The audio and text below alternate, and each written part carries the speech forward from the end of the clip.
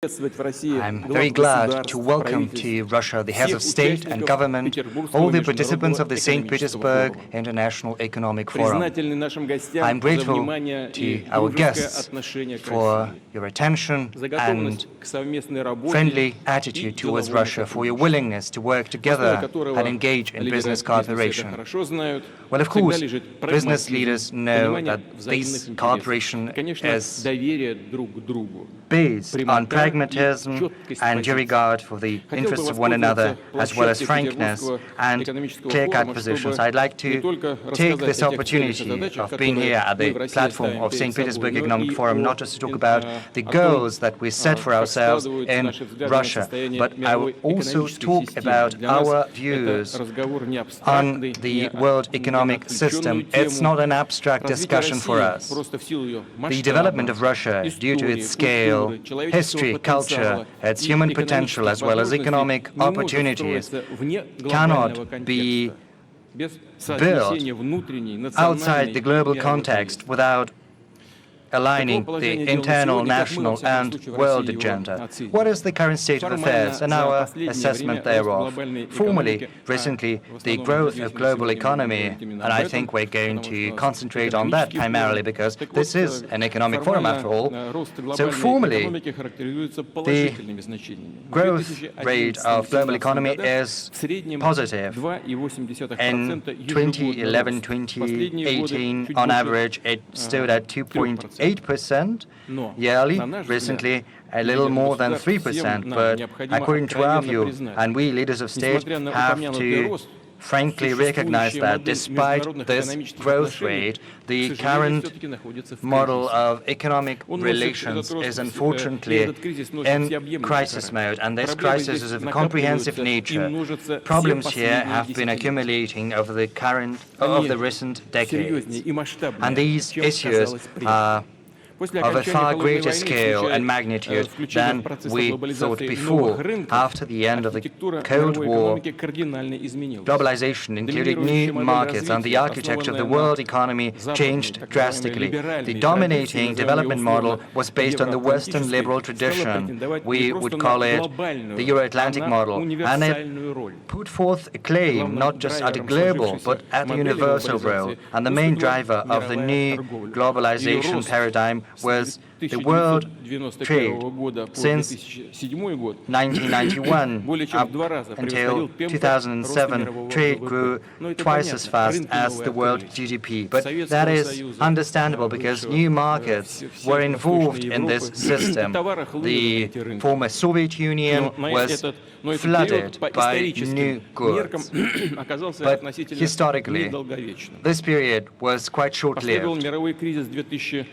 Subsequently, we saw the world crisis of 2008 and 2009. It brought to the foreground the imbalances and disproportions, aggravating them, and it also demonstrated that the mechanism for global growth started to fail. Of course, the world community did its home assignment, correcting the mistakes, but maybe we didn't have the will or the courage to look the truth squarely in the face and to make the necessary conclusions. The simplistic approach set in. Allegedly, the model of global development was viable and nothing had to be changed.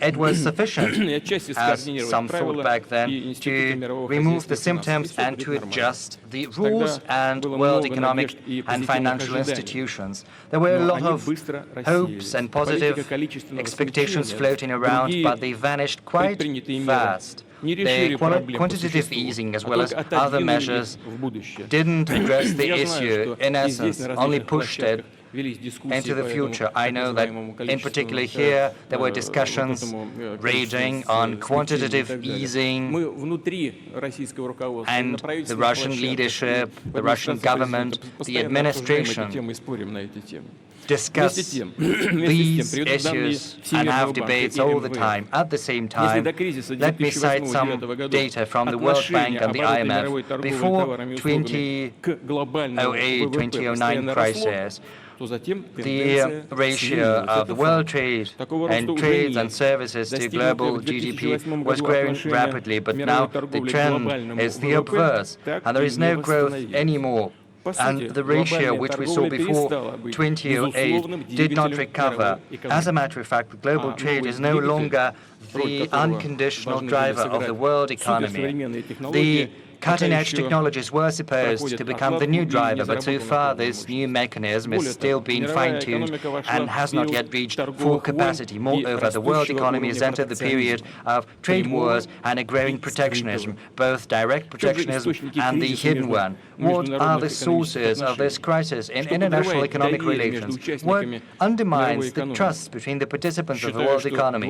I believe the main reason is that the globalization model, which was put forward at the end of the 20th century, is less and less relevant to the emerging new economic reality. Over the last 3 decades, the share of developed countries in the global GDP in PPP decreased from 58% to 40%. In particular, the share of the G7 dropped from 46 to 30%. On the contrary, the share of developing countries, emerging markets, is growing. Such a new advent of new economies that have their own interests, their own development platforms, their own attitudes towards globalization and regional integration processes. All of that aligns not that well with the conceptions that until recently seemed unwavering. The old stereotypes put the Western countries into an exceptional condition. They gave them an advantage as well as a great rent, sort of prefiguring their leadership, whereas all the other countries only had to follow in their wake. Of course, a lot was happening to the tune of all this talk about equality, but I'm going to talk about that later. When this comfortable system started to erode, when new competitors and rivals arrived, the ambitions, their willingness to preserve their dominance came to the foreground. In the past, these countries preached the freedom of trade and fair and open competition, but right now they decided to switch to the rhetoric of trade wars and sanctions and quite overt economic pressure with wringing hands, intimidation, and removing the competitors. These are non-market methods. I'm going to cite but a couple of examples, which we remember all too well. Nord Stream 2, for instance. I saw our partners, not just from Russia, but also from Europe. This project was designed to raise the energy security of Europe, to create new jobs. It is fully in compliance with the national interests of all the participants, both Europeans and Russia. If it were not the case, then our European friends would never have chosen to participate, because no one could be dragged to this project. They came to us because they were interested in this project. But this does not fit the logic or the interest of those who have grown accustomed to the exclusivity and all permissiveness within the framework of the current universalist model. They believe that others have to pay their bills, and that's why this project is being torpedoed and hindered.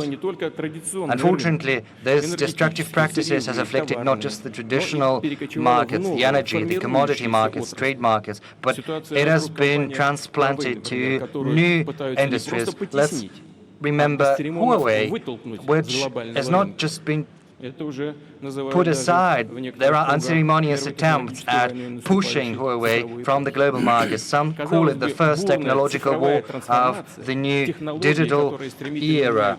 It would seem that the digital transformation, new technologies that transform industries, new professions are supposed to open up new horizons for everyone who is open to changes, but unfortunately new barriers are constructed here too. There are direct restrictions on the purchase of high technology assets, and sometimes there are restrictions on admission of foreign students in education as far as certain specialities being concerned.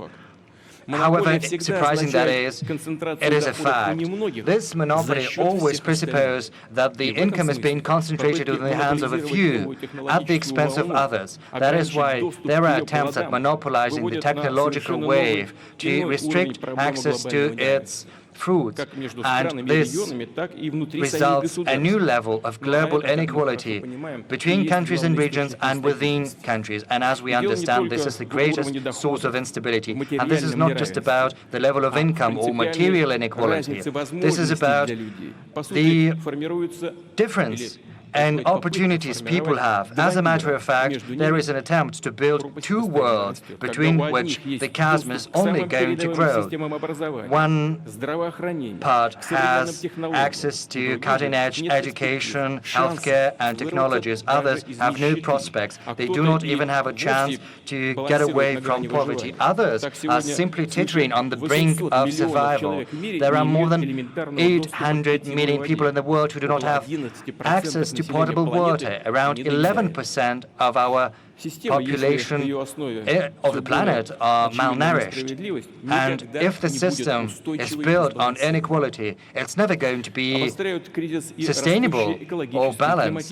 The crisis is further aggravated by environmental and climate challenges that directly threaten the social and economic welfare of mankind. Climate and the environment have become the objective factor of world development. It is a problem that can bring about large-scale shocks, a surge in migration which is not going to be controlled, a greater instability, and the undermining of security in the key regions of the world. At the same time, the risk is that in spite of these challenges, we will see attempts at even using these factors for unfair competition. Ladies and gentlemen, we see two extremities, two scenarios of how the world is going to be developing. The first is the transformation of the universalist globalization model, when it will turn into parody, a caricature of itself, when international law is going to be supplanted by laws, administrative and court decisions of one country or a group of influential countries. Unfortunately, that is the approach the US is pursuing right now, trying to extend its jurisdiction in the world. Incidentally, I spoke about that 20 years ago. This certainly goes contrary to the logic of normal interstate cooperation and the emergent realities of a complex multipolar world. But the most important thing is that it is not aligned with the future. And the second scenario is the fragmentation of global economic space, the politics of economic egotism, and using force to push one's interests forward. It is going to be sort of an all-out war when everyone is against everyone. What are the solutions to that? Not utopic, not ephemeral solutions, but realistic ones. It is evident that to arrive at a sustainable and just development model, what we'll need is not just clear-cut agreements. They have to be observed by everyone.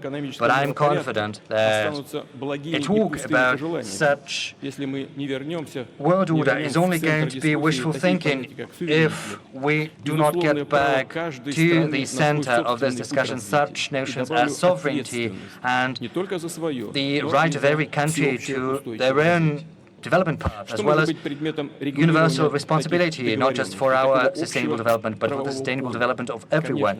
What should be the object of such regulation? Certainly, no one should try to impose on others a single right canon. No, we have to harmonize our national economic interests. Interaction, competition, and interaction between countries with their different development models, their characteristics and interests, these have to be the principles that have to be elaborated in a democratic and open fashion.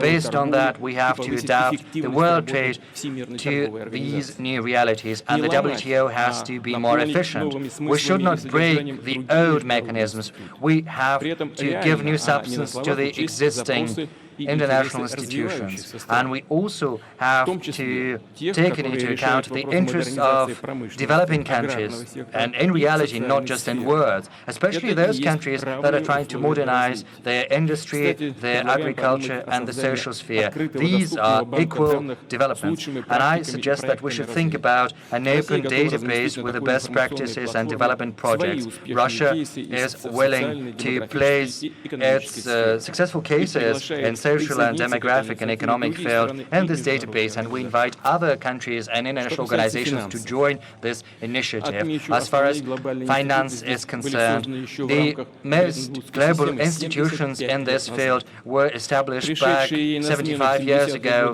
as part of the Bretton Woods system. It was replaced in the 70s by the Jamaica currency system. It reaffirmed the priority of dollar, but it didn't address the main issues, mainly the balance of currency relations and the trade exchange. Over these years, new economic centers have emerged, regional currencies have become stronger, the balance of interests and forces has become different. Of course, this requires an adaptation of international financial institutions. The role of dollar has to be revisited. It used to be the world reserve currency, but right now it has turned into a tool of the issuing country that it used to pressure the rest of the world. And I think that is the error of the financial authorities and political authorities, because they erode their own advantage that they got when the Bretton Woods system was established, because trust in dollar is falling. Moreover, the agenda of technological development has to bring countries together, not set them apart. For that, we need principles of fair interaction in such areas as high technology, education, the transfer of technology, new digital economy, and global information space. Of course, it is going to be difficult to build such a harmonious system, but that is the best recipe to rebuild mutual trust. We have no other way forward. We've got to work together to that end, realizing the scale, the magnitude of global challenges of the new era and our responsibility for tomorrow. For that, we need the potential of the UN, which is unique in terms of its representation. Its economic institutions have to be reinforced, and we have to use new formats such as the G20 more efficiently. So far, such a compendium of rules is not there. And before that happens, we've got to look at the situation and take into account the realities. As a first step, using diplomatic terms, we suggest that we should sort of demilitarize the key sectors of global economy and trade. We've got to protect against trade and sanction wars the supplies of first need supplies, medicines, medical equipment that have to be protected. Thank you very much for your understanding. And apart from that, the utility systems and energy systems have to be protected because they help decrease the burden on the environment and climate. I refer first and foremost to the industries that are of critical importance for the health and life of millions, billions of people on our planet. Colleagues, the current trends in the world tell us that the role of the country, its sovereignty, its place, and the current conditions are determined by a number of key factors. First, the ability to ensure the security and safety of its citizens, the capacity to protect national identity and make a contribution to world culture. And there are other three factors, at least, that I believe are of the utmost, of paramount importance. Let me dwell on them a little. First is the welfare and income of the people. They have to have a chance to open up their talents. The second one is the sensitiveness of countries and societies to large-scale technological changes and next entrepreneurial initiatives. Let me start with the first one. Right now, GDP per capita in Russia is around $30,000. in PPP at the same level as Southern and Eastern Europe. In the coming years, we'd like to make it not just into the 5 biggest world economies. This is not an end in itself, it is but a means. We have to reach the middle European level in all the main parameters that reflects equality of life and welfare of people. And based on that, we have formulated our national goals in raising and boosting our economy and incomes of our citizens, decreasing poverty, raising life expectancy, developing healthcare and education, and protecting the environment. The national projects that we are implementing pursue these goals. The second direction we pursue is advanced technological development. We have colossal opportunities, and we can be the first that use new technologies and convert them into true breakthrough. According to the experts, in the coming decade, an additional boost to the world GDP thanks to the implementation of AI is going to stand at 1.2% on a yearly basis, which is twice as much as the influence that we saw thanks to the information technologies at the beginning of the 21st century. The world market of products that use AI by 2024 will have grown 17-fold and will be at around $500 billion. As all the other leading countries in the world, Russia has drafted a national strategy for the development of technology in AI. It has been developed by the government with the participation of high technology companies of Russia. The decree is going to be signed very soon, and the detailed step-by-step approach has been integrated into the national program entitled The Digital Economy. Russia has good personnel, scientific groundwork, and very good groundwork for cutting-edge technological solutions. And this is not limited to AI. There are other technologies that unite different industries. That is why I invite Russian companies, state-run companies, and private companies to become our partners in developing scientific avenues that unite different avenues. I refer to AI, digital technologies, new materials, genome technologies for medicine, agriculture, and industry, portable sources of energy, new technologies for the transfer and storage of energy. And this partnership has to bring about a breakthrough as well as commercialization of new products and services in internal markets and in external markets. For the government, it is a chance to create a sovereign groundwork for companies. It is a chance to break through into the new technological era. Just a week ago, we talked about that at a special session of the government, and we are going to strike agreements with Sberbank, Rostec, Rosatom, Russian Railroads, Rostelecom. The package of documents has already been drafted, and I would like to invite our leading energy companies to join the fold. Gazprom, Rosneft, Rosseti, and Transneft. I would like to instruct the government to organize this work. How is the cooperation between the government and large companies going to be built? As part of these partnership agreements, companies will invest into R&D, into centers of excellences, and supporting startups, and preparing scientific, managerial, engineering personnel, and inviting specialists from abroad. The government, in its turn, is going to provide financial and tax incentives. It's going to stimulate the demand for Russian high technology product through procurement in particular. In other words, we'll have to make the market for that. Maybe our Chinese friends are going to buy something from new products and services that we will offer. We'll have to fine-tune the system for technical standardization and regulation, and we'll sort of set up experimental legal regimes to that end. An adequate and responsive legal environment is key for new industries, and it takes a lot of work to build.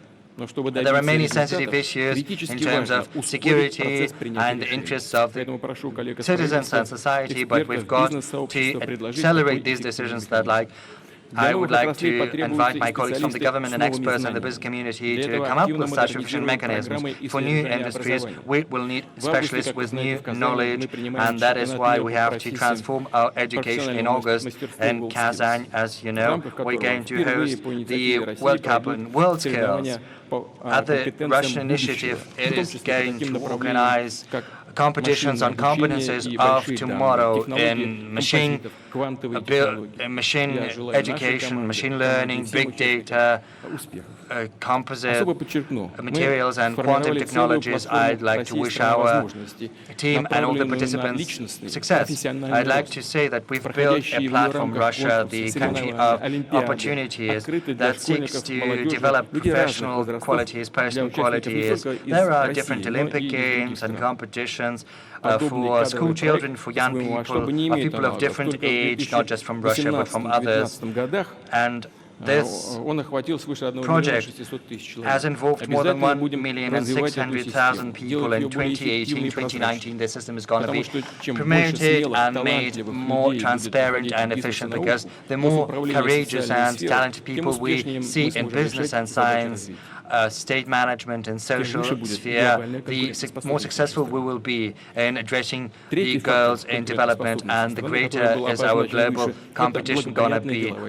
Apart from that, the third factor of competitiveness of the country is the convenient, amenable business environment. And we are trying to do everything in our power to achieve just that. We have caught up with other countries, or even got ahead of them, the countries with long-standing business traditions. We see fair competition and rivalry among different regions. Our management teams have become better, and there is a good incentive for such changes. That is the national ranking of investment climate in Russian regions. As is tradition, at St. Petersburg, I'd like to name and congratulate the leading regions of 2019, Moscow, Tatarstan, Tyumen, and Kaluga region, and St. Petersburg. I would like to applaud them as well. As far as the dynamics for increasing and improving the investment climate is concerned, the leaders of such regions as Yakutia, Primorsky Krai, Samara region, Crimea, Northern Ossetia, Perm Krai, Nizhny Novgorod region, Udmurtia, Ivanovsk, and Novgorodsk regions. And I'd like to avail myself of the opportunity to ask the heads of the region and my representatives in federal districts to intensify this work to attract private capital, international projects, and other development projects, in particular, taking the opportunity of the Russian Direct Investment Fund. There are some positive changes in business climate and administrative procedures, but there are acute problems that still persist. I refer to the archaic and excessive nature of oversight. Sometimes there are unjustified or illegal incursions of law enforcement agencies into the business environment and into how companies are working. This year, we have launched the most drastic reform post-Soviet in state oversight and control. Starting from January the 1st, 2021, the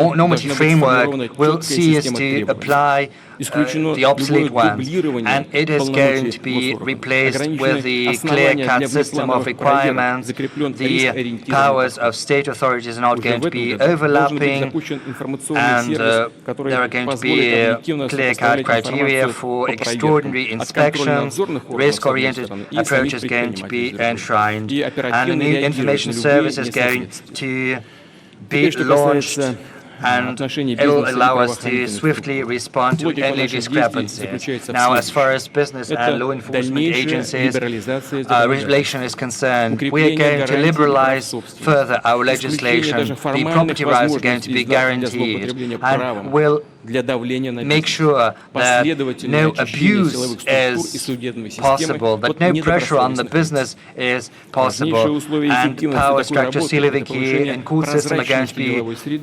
purged from those people who abuse the system. And of course, we're going to raise the transparency of business environment. This year, we're going to launch the new digital platform, the so-called digital ombudsman, that is going to allow entrepreneurs to protect themselves against illegal actions from law enforcement agencies. This is going to build trust between society, business, and the state. And of course, we have to transform the state management system based on digital technologies. We have to drastically raise the efficiency of state governance. The speed and quality of decisions we make have to be improved, and I'd like the government to come up with a concrete plan to that end, together with the heads of regions. Colleagues, Russia has launched on many occasions large-scale development projects that have symbolized our dynamic changes in the south of Russia, in the Russian Far East, and the Arctic. Right now, we have to give thought to improving the situation in vast regions in Central and Eastern Siberia. We have to calculate, we have to agree upon development plans. This is a macro region that concentrates very rich natural resources. It accounts for around 1/4 of our forests, half of coal, copper, big deposits of copper and nickel, large energy reserves. Apart from that, it has huge opportunities for the development of agriculture. In Minusинsk Valley, for instance, there are more than 300 sunny days a year, which gives us the chance to build an agricultural, an agro-industrial complex there. And Russian and foreign experts believe that this macro region could attract as much as 3 trillion rubles. With the help of the government, infrastructure, social structure can be built, residences can be built, and this is not going to be a source of commodities and raw materials.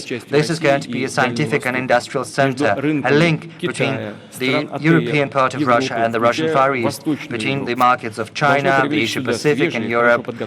It'll link East Europe there, and it'll draw personnel there, highly competent ones. I'd like to ask the government to work with the expert community to come up with a plan to that end and to report on that this autumn. Ladies and gentlemen, Russia has started to implement strategic long-term programs that have global magnitude.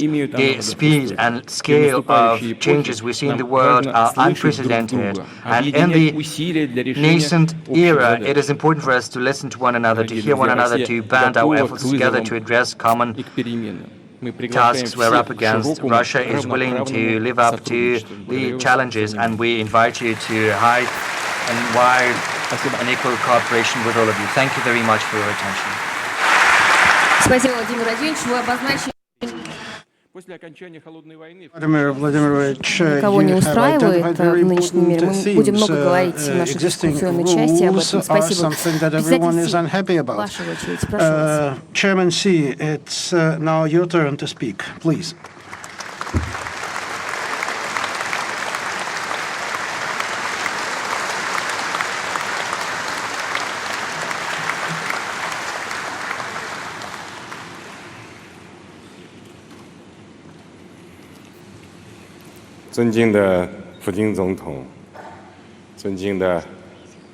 President Putin, distinguished colleagues and guests, ladies and gentlemen, friends.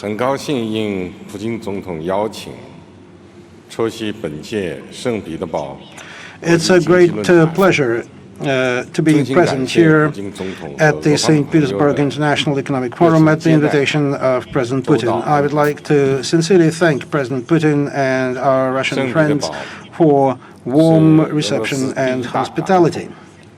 St. Petersburg is the sea capital of Russia and a world renowned for all of the Baltic Sea.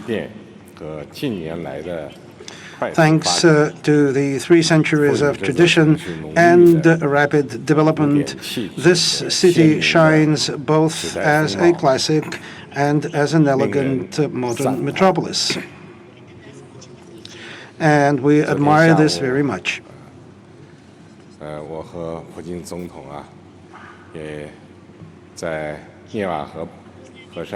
Yesterday, after dinner, President Putin and I took a boat ride along the Neva.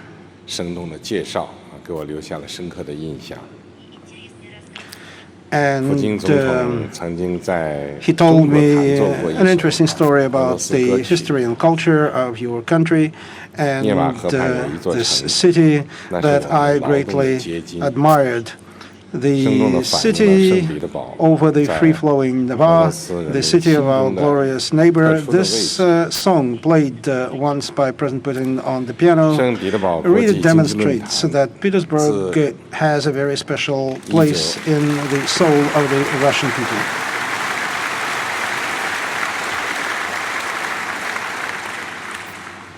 St. Petersburg International Economic Forum, since its inception in 1997, has been developing and getting stronger and is becoming a unique platform for serious discussion for cooperation.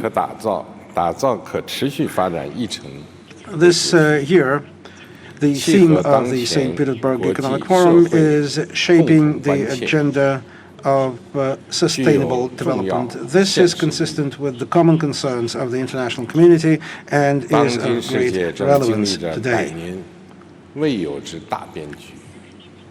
The world today is going through unprecedented change, unprecedented in centuries.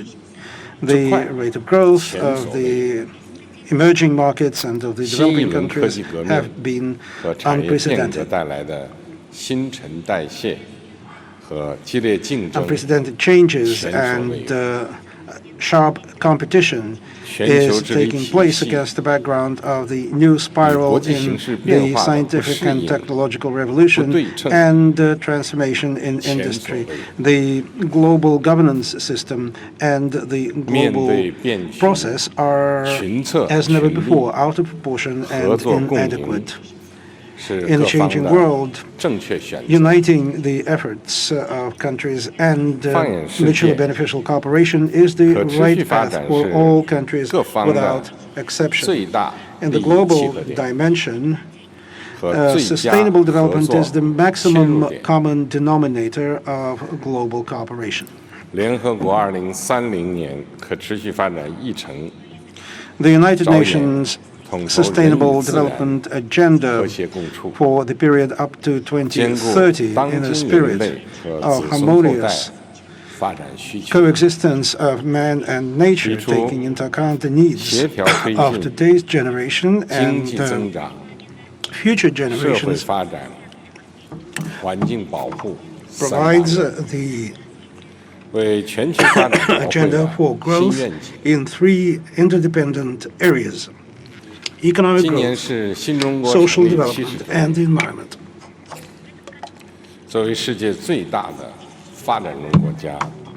This year we celebrate the 70th anniversary of the Chinese People's Republic. As the biggest developing country and a responsible world power, China is firmly committed to its pledges for sustainable development, and China has earned recognition and respect for its successes. China attaches particular importance to the development of international cooperation in the area of sustainable development. This is demonstrated by my initiative proposed in 2013, One Belt, One Road, which is aimed at mutual benefit and comprehensive development. This initiative is in many ways consistent with the UN Agenda for Sustainable Development 2030 as regards its goals, principles, and ways of implementation.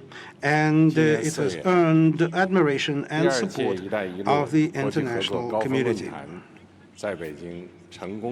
In April, we held in China a successful second forum of One Belt, One Road, and the participants agreed on the high-quality implementation of Belt and Road based on the principle of common discussion, common implementation, and common use.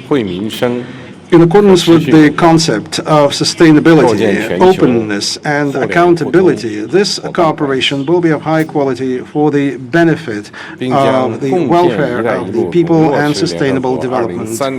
In shaping the global network of interconnectedness and partnership, we will effectively link Belt and Road with the Sustainable Development Agenda, and we will link together the economy, the society, and the environment in the interest of green, low carbon, and sustainable development. It is obvious that international cooperation requires trustful,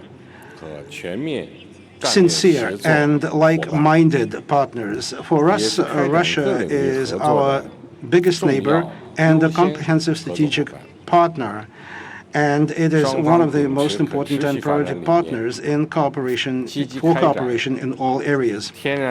In the spirit of sustainable development, our two countries are actively cooperating in the sphere of renewable energy, and they regard innovation, digital economy, and electronic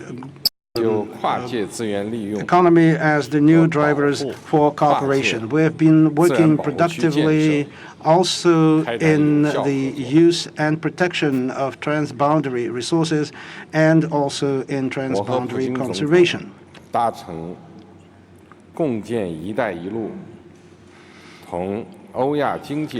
President Putin and I agreed to link up the One Belt, One Road and the Eurasian Economic Union. The initiative of joint implementation of Belt and Road is also consistent with President Putin's idea of the Great Eurasian Partnership.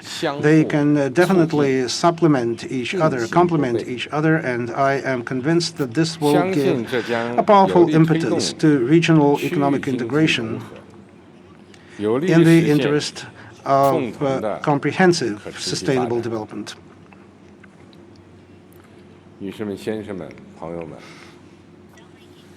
Ladies and gentlemen, friends, sustainable development is not only a natural but also an inevitable outcome of the development of productive forces and technological progress.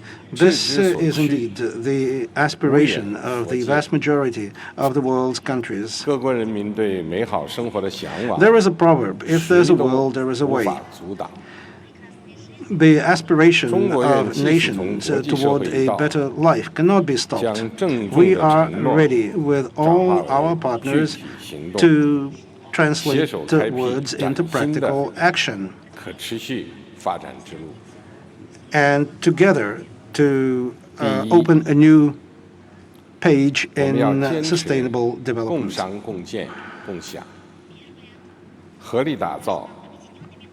First of all, it's important through joint efforts to shape an open and diversified global economy by means of common implementation and common use.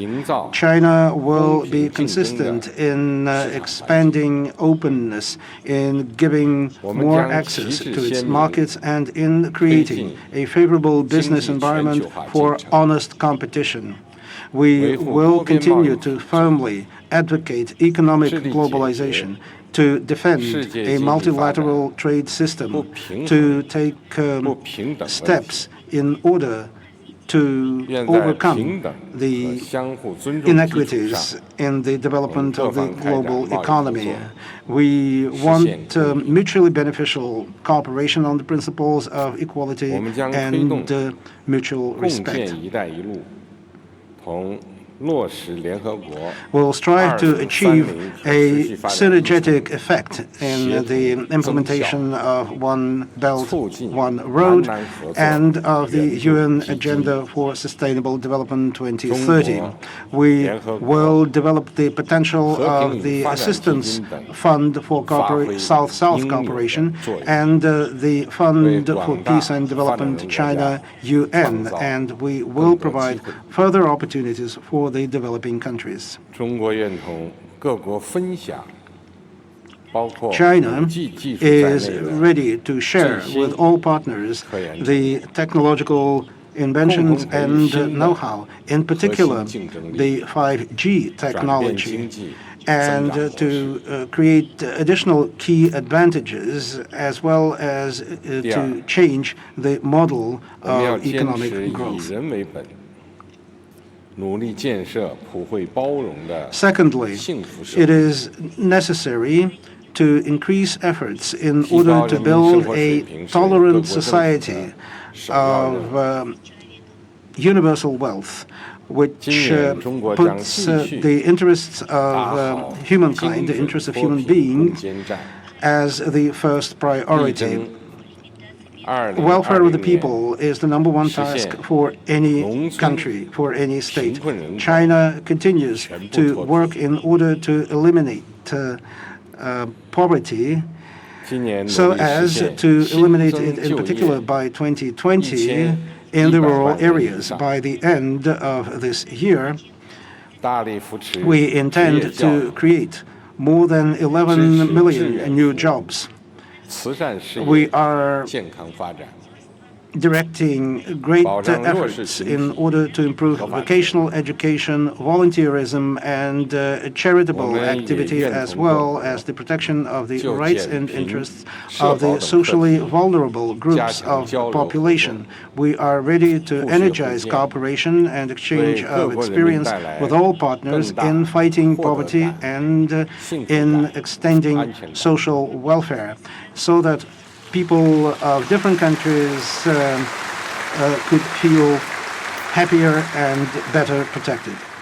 第三，我们要坚持绿色发展，致力构建人与自然和谐共处的美丽家园。 Thirdly, it is important to stick to the course, to stay the course of green development in order to build a beautiful house of harmony of man and nature. As the great Russian writer Dostoevsky has said, beauty will save the world. Preserving the beauty of nature for our grandchildren and great-grandchildren. This is the glorious mission of the people of our generation. China will never seek development at the expense of the environment. For us, green mountains and jade waters are really countless treasures, and we will continue to fight for that by means of developing green industry, emphasizing renewable energy sources, resource-saving technologies, and circular economy. In international cooperation, we will give more attention to the environmental aspect and to protecting nature. We are ready to work together to address important tasks as regards global climate change and preserving biodiversity, in particular by means of duly implementing the Paris Climate Agreement. Ladies and gentlemen, friends,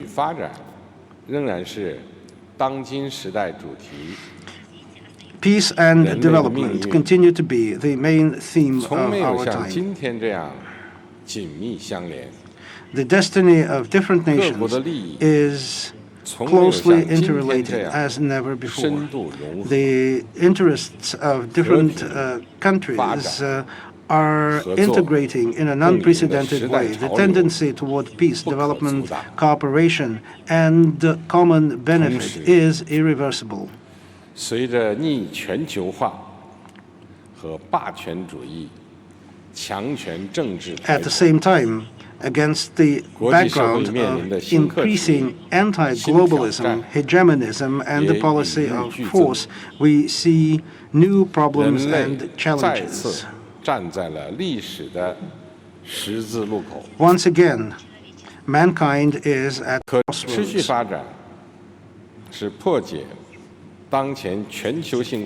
Sustainable development as the best way out of the current situation is consistent with the initiative to create a community of common destiny of mankind, common values and goals.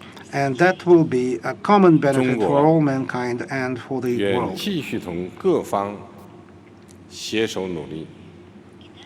China will work together with all countries. It'll be guided by the concept of sustainable development, and with all countries, it'll work for the future, for the common future of mankind.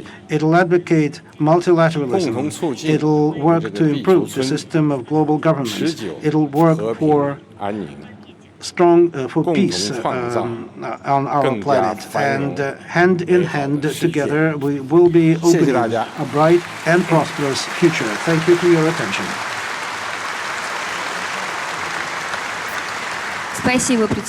While we were watching live feed from St. Petersburg, where Chinese President Xi Jinping and Russian President Vladimir Putin were giving speeches at the 23rd St. Petersburg International Economic Forum. And now to get some more discussion here, I'm pleased to be joined in the studio by Professor Zhang Xin. So, Professor, let's talk about this. President Xi Jinping spent much of his time talking about sustainable development. And sustainable development not only in the way that China is going to develop its economy, but also for the world to improve its global governance, its ability to deal with the current crisis, and to overcome common challenges. So what are your takes on sustainable development, and how significant is it for China and the world to go forward? I would have to say, in the first place, I was a little bit surprised to see President Xi actually highlighted that much of the keyword, the sustainable development. I was expecting something more on the international system, shifting international orders, etc. But obviously, President Xi highlighted this particular central concept for the whole speech. And I would particularly emphasize, on the one hand, he highlighted that Chinese people want green mountain, blue water, clean water, blue sky. So it shows the Chinese state's commitment to promoting a much more sustainable, environmental-friendly economic growth, in contrast to some of the economic model we have practiced maybe in the 80s and the 1990s. But the second part, as you also alluded to, is even more important. This is the first time I think President Xi mentioned or highlight that sustainable development is the key solution, or maybe the only solution to some of the key issues we face in the international system. So he emphasized that through promoting sustainable development via the mechanism or platform such as the Belt Road Initiative, China is committed to promoting sustainable development on a much larger regional or even global scale. I think that's the key messages I get from President Xi's speech. And the particular second part is quite new to me. Mm-hmm. And one particular part about sustainable development is really being echoed by the participants at the forum. He said that the destinies of our peoples are so intertwined, and the interests of our nations have never been so closely interdependent. However, if we put things into perspectives, we are hearing different voices in our world today. For example, in terms of trade, we are seeing protectionism and anti-globalization forces. In terms of politics, countries have their different agenda and concerns. So how should we accommodate all these different interests to really make sure that nations will work together to facilitate sustainable development? You're absolutely right, and we have been witnessing some of the so-called weaponization of interdependence, in contrast to what President Xi emphasized in his speech. So interdependence become a weapon to some extent. Right? And the rise of right-wing extremism and anti-globalism is also visible around the world. So I think the solution is not easy. That's a global challenge, not only a challenge for China or Russia, but it's a global challenge. But a few things I think is positive. One is some of the major countries in the world, particularly outside the Western core, have realized the necessity and the feasibility to come together to at least discuss possible solutions to this newly emerging anti-global global trend, the rise of right-wing extremism, and also the increasing use of economic sanction as a political tool, right, against common interest for the large part of the population in the world. So I think that's the very positive first step. Sure. Thanks so much, Professor Zhang Xin, for that. And now let's got all the latest news and views from St. Petersburg, and my colleague Tian Wei is joining us live there to bring us all the latest there. Tian Wei? Thank you very much, Mang Mang. For more on the latest speeches given by the two presidents, Tom Blackwell, who is the CEO of EM, that's an international consulting firm providing advice for international companies, including Russian and Chinese ones. And also we have Professor Viktor Sumsky, who is coming from the State Institute of International Relations. Thank you so much, gentlemen, for joining us and listening through the speeches given by the two presidents. Something we want to focus on several points. One is about BRI, Belt and Road Initiative, Eurasian Economic Community or Union, as mentioned by earlier speaker as well. So what about that? The Chinese president said it's going to complement each other. To what extent? I would say to a considerable extent, because if you look at the major points made by President Xi, it is very clear that they're basically very much in line with what President Putin said. So the objectives, like sustainable development, for instance, green development, more emphasis on social issues in the process of development is very much the same objectives.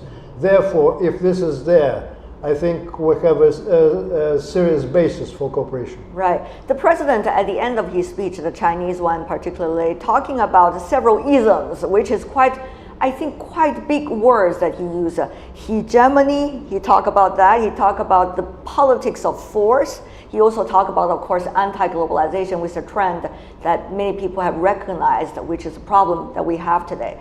So to you, Tom, why is he using these very strong words in a way?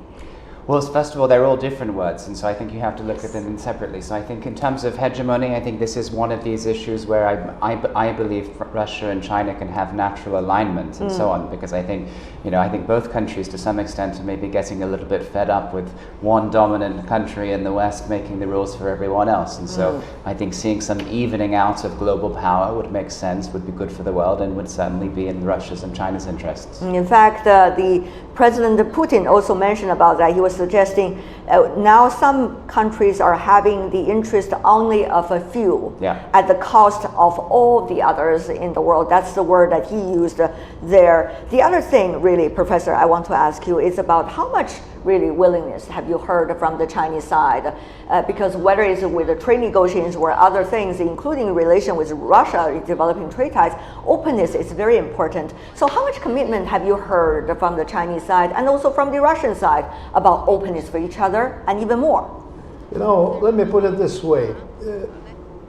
In President Putin's speech and in the speech of President Xi as well, you actually can hear that these two nations are facing a moment of truth, maybe together with the rest of the world. So I would say that this is maybe the first time when we hear them speak together in the same feeling about the urgency to do something together. Right. On the other hand, they also talk about specifics. For example, 5G development. The Chinese president said it loud and clear that China wants to cooperate with the others about 5Gs. So what does all of these mean, very briefly, from both of you? Well, I think if you compare Russia, say, with other countries, I mean, we've all followed this sort of scandal around Huawei in the UK and in the West, where there's been some resistance, a lot of people questioning whether that resistance is valid. So I think in this case, Russia contrasts very favorably here, and having been much more open to the technology and open to what it can bring for both sides. And Professor, very briefly, one sentence or two. Again, technology is all important in today's development. And not just technology, but the willingness to share it. I think it was very clearly expressed. Professor Samsky and Mr. Blackwell. What a pleasure seeing both of you. Thank you so much for bringing us your thoughts and insight. Thank you.